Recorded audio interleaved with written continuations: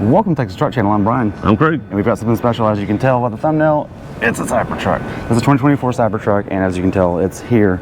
First thing that we get questions about is, will it cut you? And the options are potentially, but it's not a knife. Let's not pretend like it's going to take your skin off. It is a very sharp edge. It is. Surprisingly sharp. Yeah, in terms of pedestrian safety, this is kind of like a Weber grill lid edge. I don't know that it's going to be really that safe, but optically it's got presence, right? So this is the DeLorean truck of our era if it was ever to be done. Was it risky for Tesla to do this? Absolutely. Is it going to work long term? We'll find out. The demand hasn't waned off yet. But before we talk about anything else inside, let's talk about the front. I think that's important, right? Here we go. All right, there it is. So we got the front open. You've got a cool imprint on the bulkhead here, and it's not as big of storage as you would get on like a Ford Lightning or anything like that, but you do have storage in the front nonetheless. That's pretty cool. And there's your close button right here to bring it back down. It is uncoated and unpainted because it's stainless, and that's pretty neat. Come on around the side, let's check out wheels and tires. So these are the Goodyear tire support that are bespoke to it because they've matched the side blocking to the wheel cover. This is an aero cover. It looks beefy, it looks crazy, but really it's just for MPG or MPGE. They are a 285/65/20, and they're a Goodyear. Looks like the MT or RT style tire. These are acceptable. They're not really a mud tire, but they're probably a good blend between rolling resistance versus bite and grip. Suspension-wise, we have a stamped steel upper combined with an air shock in the front, kind of like Land Rovers of yore. The knuckle is cast aluminum, which is pretty neat and par for the course. I mean, that's what just about everybody's doing these days. I don't see felt lining though, like you find in a bunch of brands. It's just hard plastic and that kind of stuff. Let's talk about the fender liner though. The theme and design is very blocky, straight and flat. So is the fender flare. But you do have some protection for upsplatter and that kind of stuff. And look back here, very Tesla, you've got a camera embedded into it. I like that a lot. They're really good about hiding cameras. Again, this is the Foundation Edition. If we left that out in the beginning, that means it's dual motor and it's the beast and all that kind of stuff. 0-16, 2.6, over 300 miles of range. Pretty big deal. The triangle theme continues. You've got a hard point right here and it comes back down. The mirror is triangulated as well. And you've got a camera just like you do on the Model 3. To get in, you push right here on this panel, and the trick, so you don't have to grab this handle, you actually, the window pops up so you can open it that way. Close back down, it returns. Come back down, the rear hatch comes down. I'm curious about headroom. We're gonna do the headroom check in just a minute, but it tapers down and gets tighter.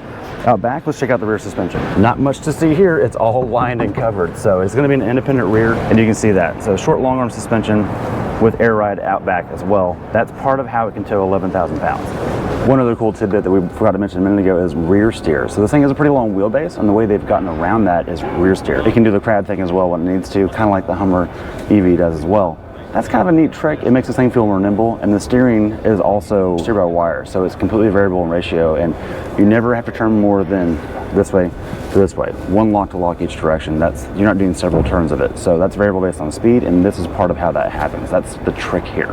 All right, coming around the rear, more hard points. I just want to point this out. This panel looks, I'm not going to say it's unfinished by any means, but it's definitely unconventional based on what we're used to in the automotive industry. My concern about this is just in use, you're going to bump into stuff. But the point is that this is durable. You've seen the grocery cart test on other videos that can happen. Also, it's not painted, so the paint won't fade. That's the other idea behind it. And corrosion's not going to happen because it's stainless steel. Coming out back, you've got plastic on the top, and you've got the built-in taillight all the way down. Another triangle point for the camera in the rear. The bumper is also plastic. And beefier than you think. Yeah, it wraps around. I'm actually really happy with that. You've got protection here. It ties to that fender flare. That's pretty good. That's going to keep that point protected. Exterior-wise, I think that's about it. I think it's time we check out the interior because there's no engine for us to show you. All right, time to check out the interior of the Cybertruck. And first off, does it have a tailgate? There's not a handle here. It's right here, Brian. You get your tailgate drop and then your tonneau release. Let's just open the tailgate first and see that. Underneath here, you got a nice lighted bed that's covered and your stuff is stored and secured. This is strong enough you can actually stand on it. Maybe even you and I, Brian. How about that? So let's hit that button and it cycles back. We're just going to open it up so you can see how kind of easy that is. That's kind of cool. It's built in. Now you can actually see backwards. Oh, you have a rear window now. So now you have a rear window. When that is up, it is hard. You cannot see out. So there is that. But all those cameras you pointed out earlier kind of solve that problem. Before we move on, storage down here for your charger. They cut that from the Honda Ridgeline. Very good, Tesla. Very good. Good job, Tesla. And outlets there. Looks like we got some serious outlets, so that's really nice. That's a 240 volt and 120 volts up there. So okay, not bad. Very cool. Let's check out the interior. All right, let's check out the second row of this. To open it, again, there's no handles like Brian mentioned. It is very smooth. I will say this is a very finished stainless steel. Yeah, it sure is. It actually kind of feels good. It's not the cheap Chinese stainless steel. No, yes. Don't think of your fridge. Right. Hit that button there. Window pop so you can pull it there, or you can open it up 90 degrees. Got a nice padded door sill, like the colors we get here. We get a different, some contrast, and then a padded pool. Here's Brian, that fails the cell phone test. You want to put your cell phone? You just do that. So oh man, that doesn't work. So that's a problem. But plenty of room for water bottles down there, beefy. and it is beefy, and it does work. So you open the door because there's not a door handle, so you just hit that button and it opens up. Brian, I want to get into the headroom, and then we're going to see what kind of headroom you have, because it looks like you won't have any the way it cuts here, right? Let's see. It's actually not that bad. I'm close, so I think it's going to be tricky. We're going to see real quick, Brian. We get a mat pocket back here, but I have plenty of leg room. I'm not sure where that seat's positioned in front of us, but you know, lots of leg room. So let's see if you got the headroom. Okay. Yeah, we're on the glass. Yeah, we're on the glass. Yeah. So you don't want to ride with your glass on the, I mean, it's strong glass. Yeah, I don't want my head on that. Maybe bulletproof. Yeah, not skull proof though. So there's that. All right, Brian, getting on into the driver's portion. Very interesting. Plenty of room. You have no thing here to kind of block things, but you do have plenty of room. You've got room to put your cell phones in here. That's really nice. Felt lined. Look how that's pretty simple. You get a nice tray in here. They've actually fairly thoughtful ergonomics. Yeah, it's actually very F-150 right there. As futuristic as it looks, it's actually got some smart, simple features. Yeah, that's really nice. Brian mentioned the steering earlier with the rear steer. It's really interesting how this works. We're told that it's kind of hard to get used to at first, but once you do get used to it, it kind of just makes sense. So it's not always the same ratio depending on parking lot speeds or highway speeds. That's really interesting. The typical Tesla thing though, let's look at the instrument cluster for the driver. And no, it's over here. It's okay, we don't have one. So it's only center. You know, I'll just be honest, I don't like that. I think that's annoying. Yeah, it's great. Tablets are good, but not in cars. But you know, it is what it is. People like it. Minimalist design often just means less. And that's what you get here. You just get less. So that said though, you do get the frosted glass, which is nice, which you can vary depending on light, so you can let more light in. Sure. Yes, this is really cool. I'm glad you pulled that up so you can show that. It's like a transformer, this thing. Yeah, really thoughtful, neat designs. There are some things in here that they really thought through and really reinvented the wheel with. Like that a lot. Center cluster, you get all the controls here. You get tire pressures, you get all the relevant information you need, your speed. I mean, it does work. It is intuitive.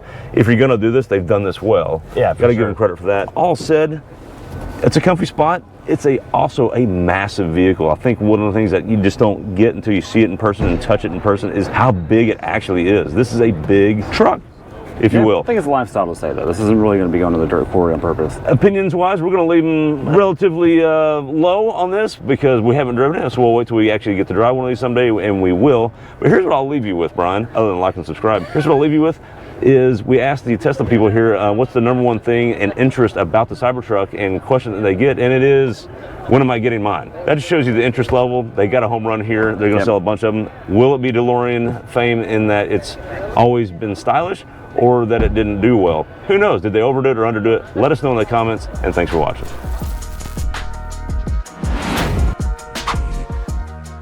All right, well, that Bums Rush was a beating. This is what happens when a company doesn't have a PR rep to handle anything. All that out of the way, Craig, were you impressed with Cybertruck?